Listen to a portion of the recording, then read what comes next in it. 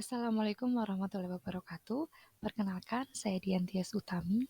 Saya akan memaparkan hasil jawaban dari topik 1, yaitu topik aksi nyata pada mata kuliah pembelajaran berdiferensiasi.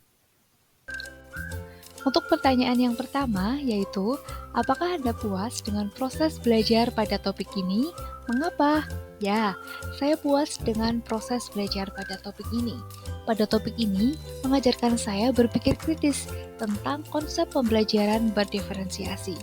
Karena pada saat saya mengajar di salah satu sekolah menengah pertama, saya masih menerapkan kurikulum 13 dan belum mengimplementasikan pembelajaran berdiferensiasi di kelas.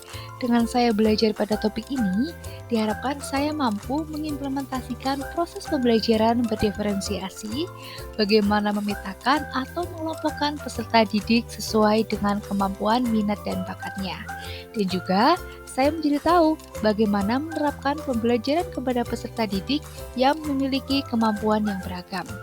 Dapat disimpulkan bahwa melalui pembelajaran berdiferensiasi, saya sebagai calon guru profesional harus memberikan keleluasaan untuk meningkatkan potensi diri sesuai dengan kesiapan belajar, minat, dan profil belajar siswa tersebut. Pembelajaran berdiferensiasi tidak hanya berfokus pada produk pembelajaran, tetapi juga pada proses dan konten atau materi. Pertanyaan yang kedua yaitu, ide apa yang Anda dapatkan setelah belajar pada topik ini? Setelah belajar topik ini, saya mempunyai ide terkait pembelajaran berdiferensiasi yang tentunya pada proses pembelajaran peserta didik akan merasa senang. Tidak hanya itu, saya akan menerapkan pembelajaran berdiferensiasi dengan baik dan benar ketika proses kegiatan mengajar di kelas. Dalam pembelajaran berdiferensiasi, saya akan menggunakan berbagai metode pengajaran untuk memenuhi kebutuhan individual setiap siswa.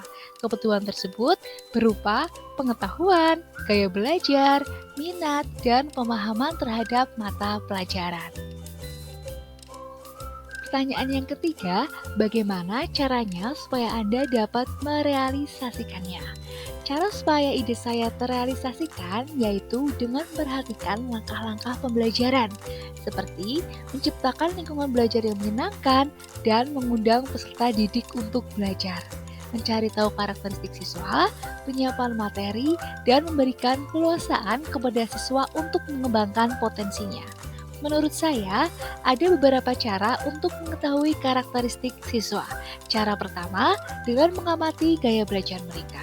Misalnya, ada siswa yang lebih tertarik pada hal yang sifatnya visual. Maka, cara pemberian materi dan produk hasil belajar pun diharapkan akan dalam bentuk visual. Cara lain bisa dengan melihat dan mengamati tugas-tugas yang sudah dikerjakan siswa. Selain itu, saya juga dapat membuat pertanyaan pemantik untuk mengetahui minat dan karakteristik siswa. Misalnya, pertanyaan tentang kebiasaan belajar siswa, ada siswa yang lebih senang belajar sambil mendengarkan musik, ada yang lebih senang dalam kondisi sepi, atau mungkin ada yang bisa belajar sambil menonton televisi dan masih banyak lagi metode lainnya. Untuk pertanyaan yang selanjutnya, apa yang melatar belakanginya? Hal yang melatar belakangi dilakukan pembelajaran berdiferensiasi, yaitu guru dapat memaksimalkan potensi peserta didik dan memenuhi kebutuhan belajar individu peserta didik. Tidak hanya itu, melalui pembelajaran berdiferensiasi, sikap toleran dapat muncul dengan pemberian keleluasaan bagi peserta didik untuk mengembangkan potensi. Guru tidak membatasi bahan dasar, proses, dan produk yang dihasilkan peserta didik. Namun, guru juga tidak membebaskan semuanya, sehingga pembelajaran tidak terkesan ambiar. Guru tetap mengontrol pembelajaran dengan memberikan isian LKPD yang sama bagi semua peserta didik. Apa tujuannya dari kegiatan tersebut? Tujuan penerapan pembelajaran berdiferensiasi yaitu untuk menciptakan kesetaraan belajar bagi semua peserta didik dan menjembatani kesenjangan belajar antara yang berprestasi dengan yang belum berprestasi. Singkatnya, pembelajaran berdiferensiasi adalah proses pembelajaran yang dibuat sedemikian rupa sehingga peserta didik merasa tertantang untuk belajar. Apa indikator keberhasilan suatu pembelajaran berdiferensiasi diantaranya, yang pertama, peserta didik merasa nyaman dalam belajar. Yang kedua, adanya peningkatan keterampilan baik dari segi hard skill maupun soft skill.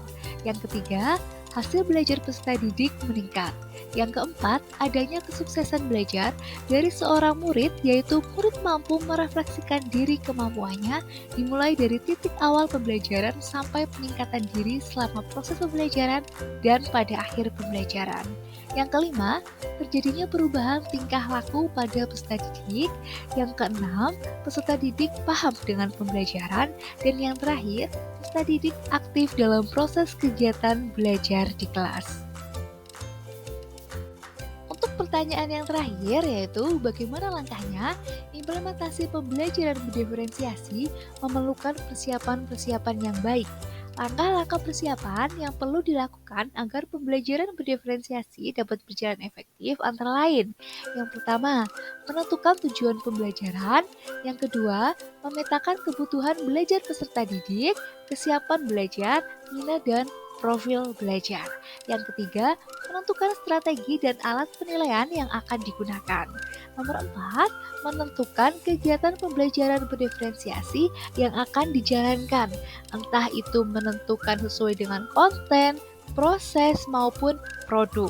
Untuk yang nomor 5, mengevaluasi dan merefleksikan pembelajaran yang sudah berlangsung. Selain strategi yang saya sebutkan, saya juga membutuhkan lingkungan yang kondusif yang dapat mendukung pembelajaran berdiferensiasi ini, seperti komunitas belajar. Setiap anggota kelas saling menghargai, peserta didik merasa aman secara fisik dan psikis, adanya harapan bagi pertumbuhan.